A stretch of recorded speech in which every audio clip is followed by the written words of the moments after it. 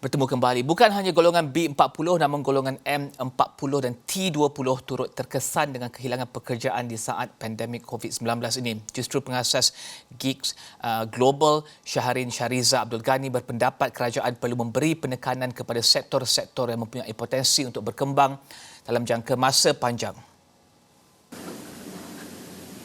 Beliau menjelaskan antara faktor yang ada potensi cerah adalah sistem penjagaan kesihatan.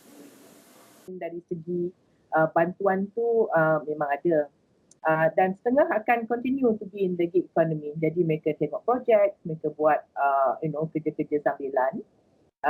Tapi kalau ekonomi kita nak pulih sedia kala, kita kena tengok dari segi jangka panjang growth sector ni, sektor-sektor yang mana yang akan menunjukkan peningkatan dari segi dia punya economic growth. Dan kita target those sectors so that then kita prepare the supply to meet the demand. Kalau tidak, it's too broad ataupun terlalu general.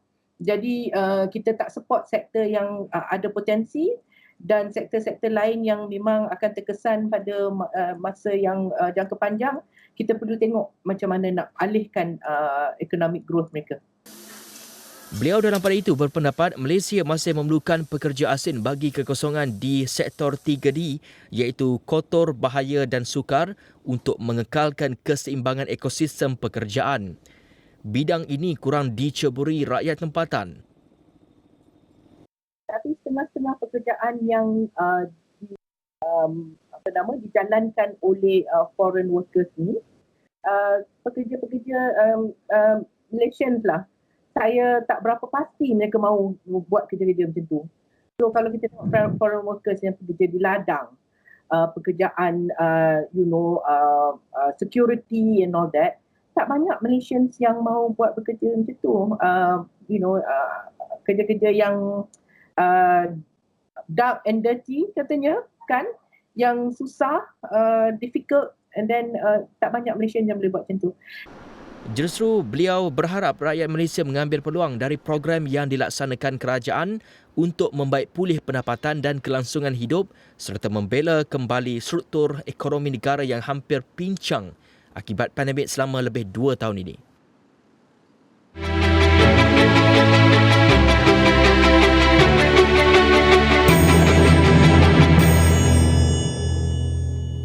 Seterusnya, perusahaan tradisional seperti membuat pisau dan peralatan pertanian antara perniagaan yang terjejas teruk sejak pandemik COVID-19 melanda. Produk dihasilkan tidak dapat dijual seperti biasa dan situasi ini bagaimanapun mendorong pengusaha mencari alternatif lain untuk memasarkan produk termasuk melalui promosi atas talian dan media sosial.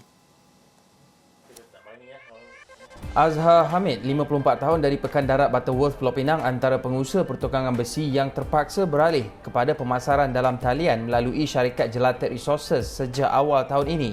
Ternyata pemasaran secara maya memberi nafas baru kepada perniagaannya selepas melalui situasi suram sejak pelaksanaan Perintah Kawalan Pergerakan PKP bermula Mac tahun lalu.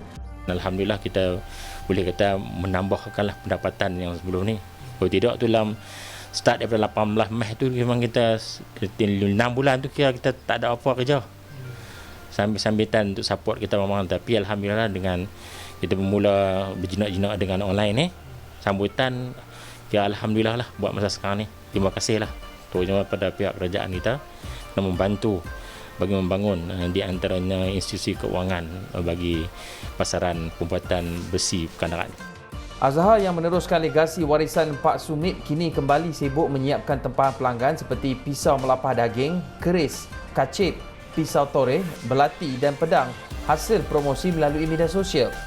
Dia juga tidak lagi bimbang mengenai produk yang tidak dapat dijual di pasar malam atau kedai kerana tempahan kini diterima melalui media sosial selain tempahan penduduk setempat.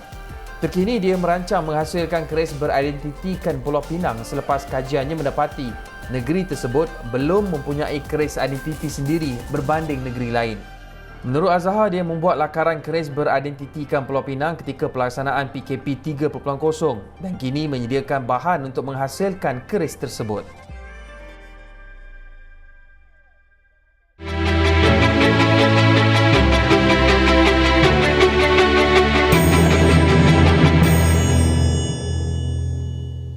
Sekian Niaga Awani, ikuti bagaimana segelintir masyarakat mendepani cabaran kehidupan dalam diary lockdown di halaman Micro Interaktif di astroawani.com sekarang dan segala maklumat lain dalam astroawani.com, juga aplikasi Astro Awani. Terima kasih kerana menonton saluran berita paling dipercayai di Malaysia. Saya Riza Zulkafli, salam hormat.